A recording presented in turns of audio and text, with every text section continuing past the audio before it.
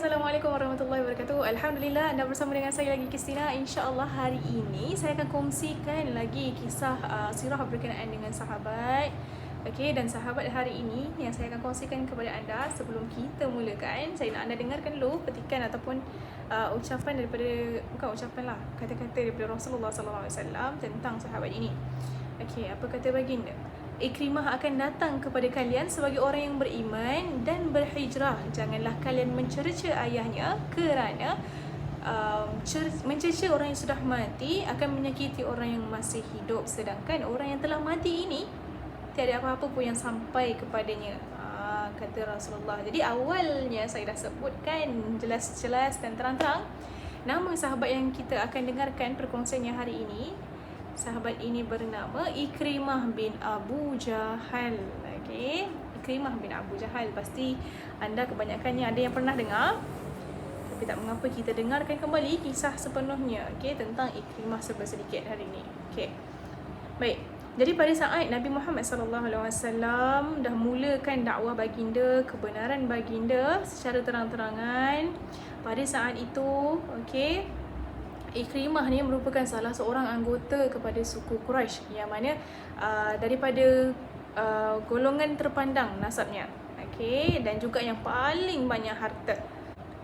Okey, kita dengar tadi nama penuh sahabat yang diceritakan hari ini adalah Ikrimah bin Abu Jahal. Jadi saya tahu anda semua pasti kenal siapakah Abu Jahal.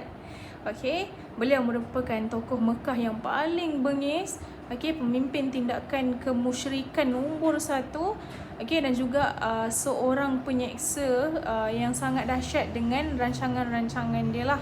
Okey. Baik, jadi dialah Abu Jahal, bapa kepada Ikrimah. Okey, sedangkan Ikrimah bin Abu Jahal Al-Makhzumi ni adalah seorang di antara beberapa suku Quraisy yang pemberani juga dan salah seorang tokoh penunggang kuda yang terpandang. Okey, itu kelebihan Ikrimah lah. Baik. Jadi Ikrimah bin Abu Jahal ni dia bila dilihat ayah dia, okey, dia rasa dia kena ikut kepimpinan ayahnya iaitu Abu Jahal ni untuk memusuhi Nabi Muhammad SAW, sampaikan dia sendiri telah pun begitu benci kepada Rasulullah SAW dan dia juga telah menyiksa para sahabat baginda dengan sangat-sangat kejam. Ikrimah ni, okey, bukan ayah dia. Ayah dia dah kejam, dia pun kejam juga.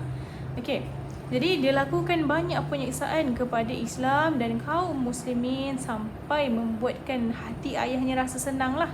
Okey. So ayah dia macam yakin lah, okey, anak aku ni tak akan lah, anak aku tak akan terikut dengan Islam. Sebab apa? Apa cara dia tu dah menunjukkan dia memang akan ikut legasi ayah dia. Okey, menjadi seorang yang jahat. Macam tu. Okey, jadi begitu juga ayahnya memimpin pasukan kaum musyrikin dalam perang Badar. Dia bersumpah dengan Lata dan Uzza bahawa dia tak akan kembali ke Mekah kecuali bila Muhammad SAW sudah kalah. Okey, Lata dan Uzza ni adalah berhala lah, sama macam kisah semalam yang saya kongsikan, Manat. Okey, Manat berhala, Lata dan Uzza ni juga berhala. Okey, jadi Ikrimah ni, okey, sempatlah menginap di Badar selama 3 hari dan menyembelih unta, meminum khamr dan menikmati muzik yang dimainkan oleh para pemainnya. Dan saat Abu Jahal memimpin peperangan ini, Ikrimah yang merupakan anaknya menjadi pegangannya, tempat dia bersandar, okey, menjadi tangannya di mana dia menggenggam, okey. Akan tetapi Lata dan Uzza tak menjawab seruan Abu Jahal, okey, sebab bukan biasa benda tu, memang Lata dan Uzza tu kan berhala, tak mungkinlah diorang akan menjawab, okey, diorang tak akan bagi respon apa-apalah.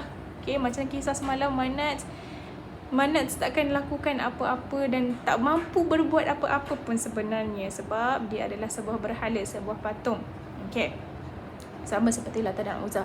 Jadi kedua-duanya, Lata dan Uzza, tak boleh nak menolong pun Abu Jahal sebab mereka tak mampu melakukan apa pun. Jadi akhirnya Abu Jahal mati di perang Badar dan anaknya Ikrimah menyaksikan peristiwa tersebut dengan kedua matanya sendiri.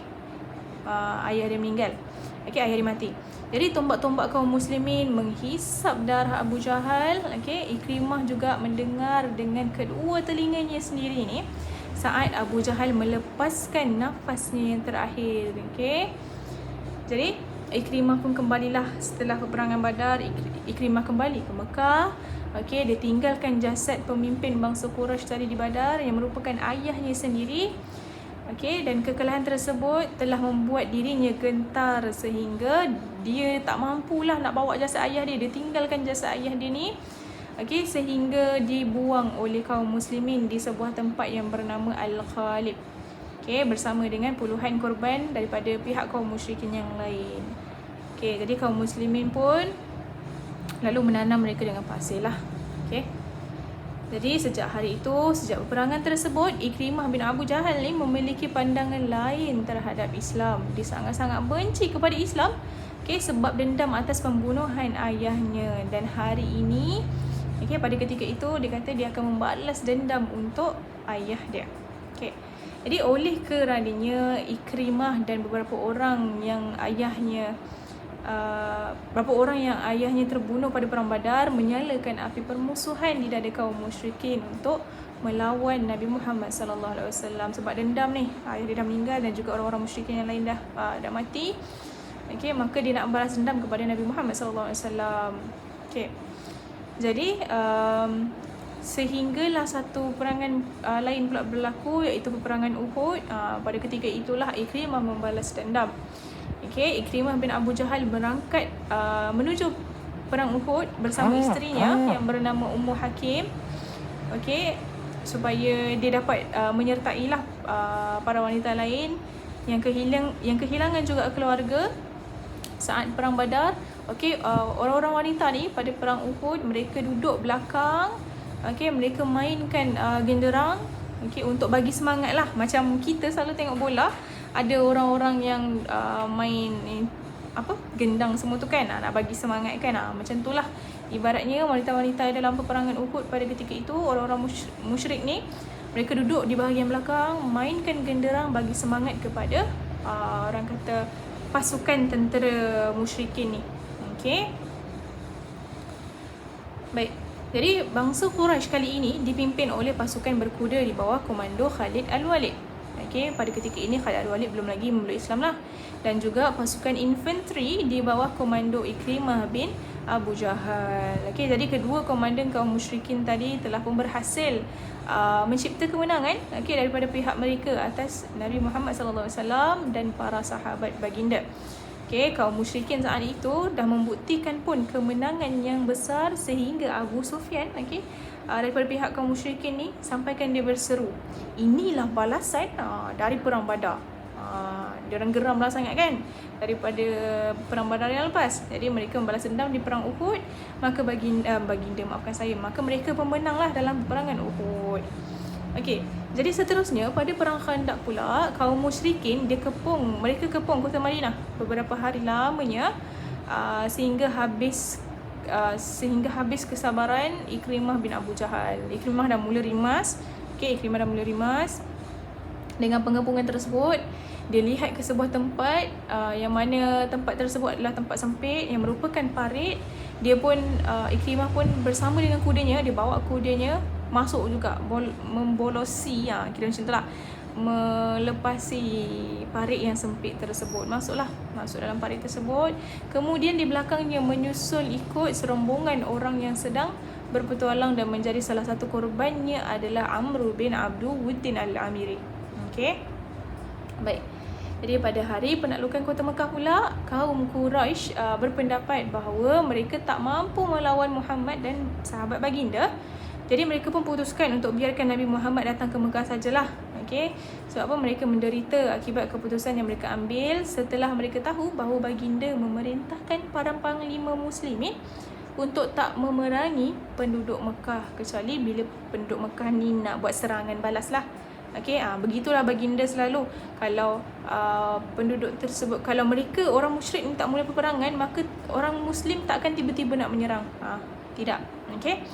Jadi seterusnya akan tetapi Ikrimah bin Abu Jahal dan beberapa orang lain tak sepakat dengan keputusan kaum Quraisy. Kaum Quraisy mereka pun tak nak berperang, biarkan je. Okey. Maka kumpulan Ikrimah ni, mereka berani untuk menghadapi pasukan besar sendirian.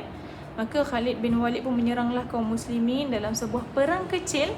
Okey, di mana terbunuhlah beberapa orang daripada mereka. Okey, mereka nak lawan tentera muslim yang besar ni. Okey, sedangkan mereka kumpulan yang sangat kecil. Sebab apa? Orang Quraisy yang lain tak nak ikut. Sebab orang muslim kan, mereka tak akan berperang selagi orang Quraisy tak berperang kan. Okey. Jadi akhirnya mereka putuskan untuk melarikan diri, okey, selagi boleh. Dan salah seorang daripada mereka yang berhasil melarikan diri tentunya lah Ikrimah bin Abu Jahal. Dan ketika itu Ikrimah pun mula merasa menyesal. Okey, Mekah kini sudah tunduk di hadapan kaum muslimin. Rasulullah telah memaafkan semua kesalahan orang Quraisy kecuali ada beberapa nama yang Rasulullah sebutkan yang Rasulullah takkan maafkan, dan Rasulullah benarkan ataupun arahkan orang-orang tentera muslim ni untuk pergi bunuh nama-nama tersebut, nama-nama yang Rasulullah tak maafkan ni. Okey, dan antara nama-nama tersebut adalah Ikrimah. Okey, orang-orang lain, orang-orang Quraisy lain, Rasulullah maafkan atas apa sahaja yang mereka lakukan, tak kisahlah mencerca ke apa, Rasulullah maafkan. Tetapi Ikrimah dan beberapa nama yang lain Rasulullah tak maafkan, dan Rasulullah membenarkan untuk dibunuh mereka. Okey. Jadi bila saja Ikrimah dapat tahu bahawa dia akan dibunuh, okey, dia tak dimaafkan, okey, maka Ikrimah ni pun sembunyi-sembunyilah dia keluar daripada Mekah dan dia larikan diri ke Yaman, sebab dia rasa dekat dah tak ada tempat lain dah, dia nak larikan diri, tak ada tempat selamat dah melainkan Yaman. Maka dia larilah ke Yaman.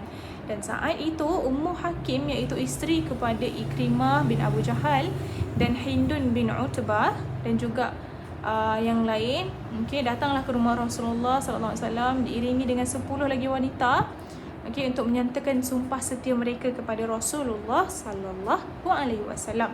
Okey, mereka ni datang kepada Rasulullah. Jadi mereka semua masuk dalam rumah Nabi Muhammad sallallahu alaihi wasallam, dan saat itu baginda ada ditemani dengan 2 orang isteri baginda dan juga seorang anak baginda yang bernama Fatimah. Okey, Fatimah. Baik, jadi dan ada juga beberapa wanita daripada Bani Abdul Muttalib di rumah baginda. Maka datangnya Hindun, datangnya Ummu Hakim, isteri kepada Ikrimah ni, mulalah Hindun berbicara, okey. Dan pada ketika itu, masa Hindun datang ke rumah Rasulullah, Hindun mengenakan niqab, okey, seperti yang saya pakai ni. Okey, mungkin dulu niqabnya lain lah bentuknya kan, Allahualam. Okey, tapi pada zaman dahulu dah mula pun dikenakan niqab. Okey, jadi kata Hindun kepada Rasulullah, beliau kata, "Ya Rasulullah, segala puji bagi Allah yang telah memenangkan agama yang dipilihnya. Dan aku berharap engkau dapat memperlakukan aku dengan baik kerana adanya hubungan kerabat di antara kita. Aku kini adalah wanita yang beriman dan membenarkan ajaran agama ini," kata Hindun. Lalu Hindun pun setelah diucapkan kata-kata itu, dia pun buka niqab,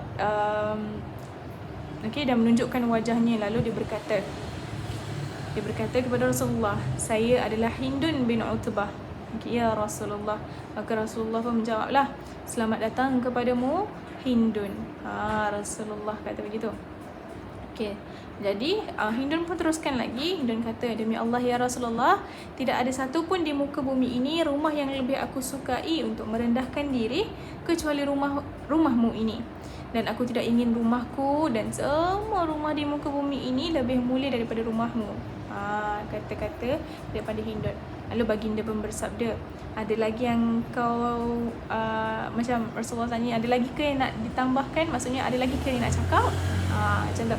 Lalu berdirilah Ummu Hakim pula, isteri kepada Ikrimah ni. Okey, isteri kepada Ikrimah ni, dia berkata pula kepada Rasulullah, "Ya Rasulullah, Ikrimah telah lari darimu menuju Yaman kerana merasa takut akan kau bunuh. Berilah rasa aman baginya, semoga Allah memberikan keamanan kepadamu." Lalu Rasulullah pun jawab kepada isteri Ikrimah ni, "Dia sekarang sudah aman." Rasulullah jawab ringkas je, itu je Rasulullah jawab, dia sekarang sudah aman. Lalu Ummu Hakim pun keluarlah daripada rumah Rasulullah. Okey, setelah mengajukan permintaannya, dan saat itu isteri kepada Ikrimah ni iaitu Ummu Hakim didampingi oleh seorang budaknya. Okey. Dan budak ini berasal daripada bangsa Romawi. Jadi begitu sahaja keduanya berjalan untuk mencari Ikrimah. Okey. Lalu budak kepada Ummu Hakim ini cuba untuk menggoda Ummu Hakim. Okey. Maka Ummu Hakim pun berusahalah untuk melengah-lengahkan waktu dan janjikan kepada budak tersebut, okey, di tempat lain. Janjikan sesuatu di tempat lain. Okey. Jadi sampai saja di sebuah perkampungan bangsa Arab, Ummu Hakim meminta pertolonganlah kepada suku tersebut daripada kejahatan budak ni tadi.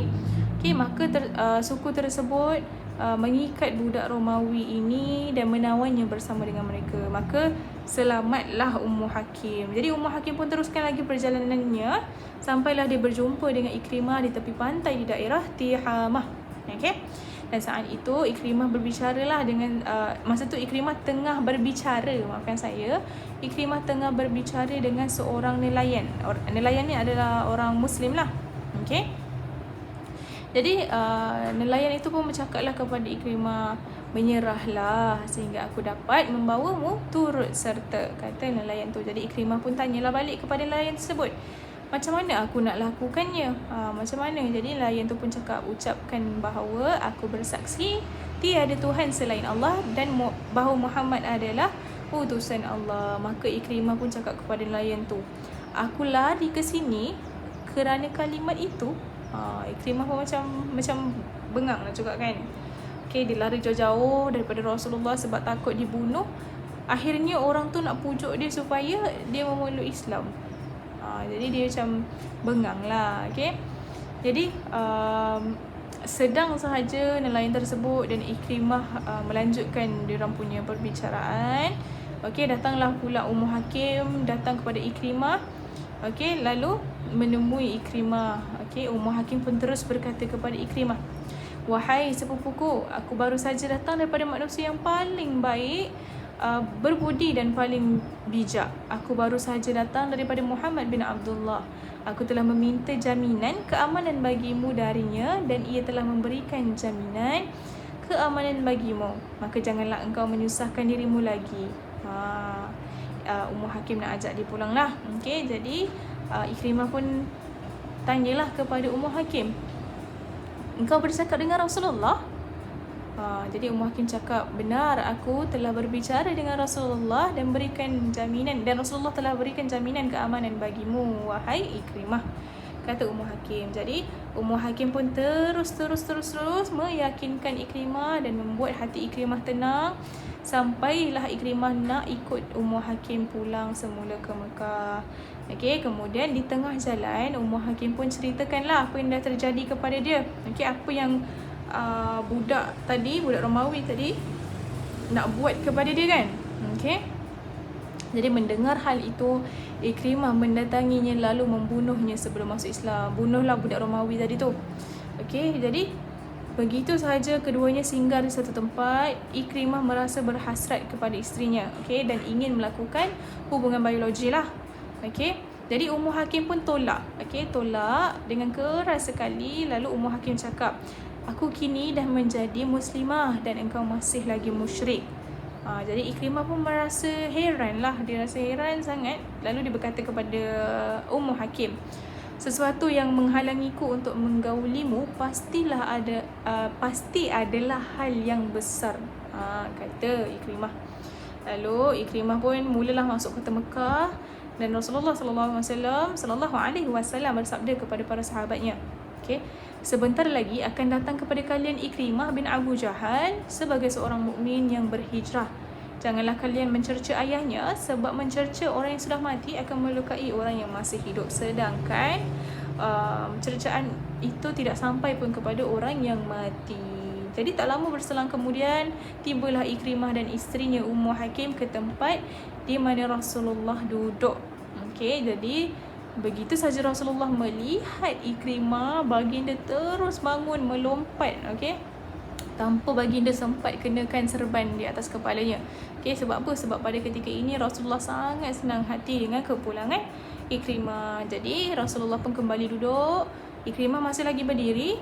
Okey. Lalu di hadapan Rasulullah, Ikrimah berkata, "Ya Muhammad, Ummu Hakim memberitahukanku bahawa engkau telah menjamin keamanan untukku." Lalu baginda pun katalah, "Benar, dan engkau sekarang aman." Okey, Ikrimah pun tanya lagi, "Engkau mengajakku untuk apa ya Muhammad?" Dia tanya. Lalu baginda menjawab, "Aku mengajakmu untuk bersaksi bahawa tiada Tuhan selain Allah dan bahawa aku adalah hamba dan rasulnya, mendirikan salat dan membayar zakat." Dan ada lagi lah Rasulullah sebutkan rukun Islam yang kesemuanya lah. Okay. Jadi Ikrimah pun menjawablah, "Demi Allah, engkau mengajak tiada lain untuk menuju kebenaran. Engkau hanya menyuruh hal yang tiada lain adalah kebaikan." Kemudian Ikrimah pun tambah lagi, dia kata, "Demi Allah, dulunya bagi kami sebelum berdakwah seperti sekarang, engkau adalah orang yang paling jujur, sangat berbicara dan orang yang paling baik." Okey, lalu dia hulurkan, Ikrimah hulurkan tangan dia, lalu dia terus berkata, "Aku bersaksi bahawa tiada Tuhan selain Allah dan aku bersaksi bahawa engkau adalah hamba Allah dan Rasulnya." Lalu dia berkata lagi, "Ya Rasulullah, ajarkan hal terbaik yang mesti aku ucapkan." Alhamdulillah, pada waktu ini dia dah masuk Islam. Okey. Dan Rasulullah pun menjawablah, "Ucapkanlah asyhadu an la ilaha illallah wa anna Muhammadan abduhu wa rasuluh." Rasulullah katakan itu. Jadi Ikrimah tanya, "Okey, apa lagi nak cakap ni?" Okey, lalu Rasulullah pun katalah kepada Ikrimah, "Ucapkanlah, aku mempersaksikan kepada Allah dan kepada orang yang hadir pada saat ini bahawa aku adalah seorang Muslim, mujahid dan juga muhajir." Lalu Ikrimah pun ikutlah apa yang dikatakan oleh Nabi Muhammad SAW. Dan selesai saja mengucapkan ucapan tersebut, Rasulullah terus bersabda, "Sejak saat ini, setiap kau meminta sesuatu yang aku berikan kepada orang lain, pasti akan aku berikannya juga kepadamu." Lalu Ikrimah pun kata kepada Rasulullah balik, "Aku memintamu untuk memintakan ampunan bagiku atas setiap permusuhan yang pernah aku lakukan terhadapmu, atau setiap perjalanan perang yang aku lakukan untuk menyerangmu, atau tempat perang di mana aku memerangimu, atau setiap perkataan yang aku pernah ucapkan di hadapanmu atau di belakangmu."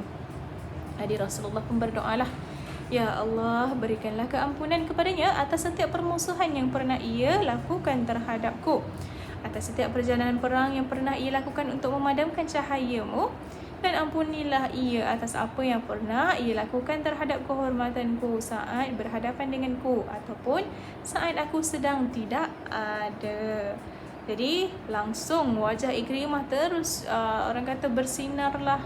Okay, macam itulah ibaratnya. Okay, lalu dia terus berkata kepada Rasulullah, "Demi Allah ya Rasulullah, semua harta yang pernah aku berikan untuk menghalangi jalan Allah, maka aku akan berikan sekarang berlipat kali ganda untuk jalan Allah, dan setiap korban yang pernah aku bunuh untuk menghalangi jalan Allah, maka akan aku bunuh jumlah yang berlipat kali ganda di jalan Allah," kata Ikrimah. Dan mulai pada hari itu, Ikrimah pun bergabunglah dengan pasukan dakwah sebagai seorang penunggang kuda yang sangat berani di medan perang, dan dia juga jadi salah seorang antara yang kuat beribadah. Okay, sahabat yang kuat beribadah, selalu membaca kitab Allah di masjid-masjid.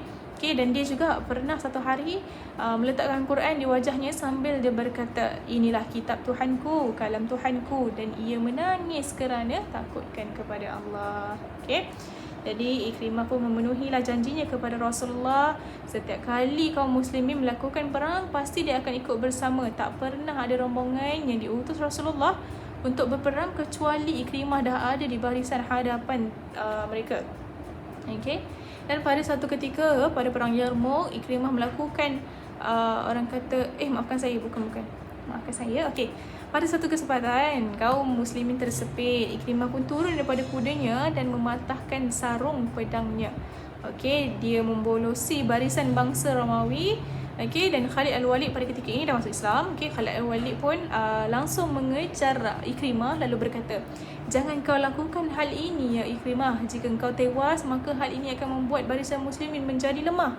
Okey, jadi Ikrimah pun jawablah, biarkan aku wahai Khalid, engkau sudah lama bergaul dan mengenal Rasulullah sallallahu alaihi wasallam, sedang aku dan ayahku, kami adalah orang yang dulu amat memusuhi beliau. Biarkan aku menebus segala kesalahanku yang terdahulu, kata Ikrimah. Lalu dia kata lagi, dahulu aku sering berperang melawan Rasulullah, apakah hari ini aku mesti berpaling untuk melawan bangsa Romawi? Ini tak boleh terjadi, kata Ikrimah. Lalu dia pun berseru kepada kaum muslimin. Ikrimah kata, siapa yang dah bersedia untuk rela mati? Dia tanya.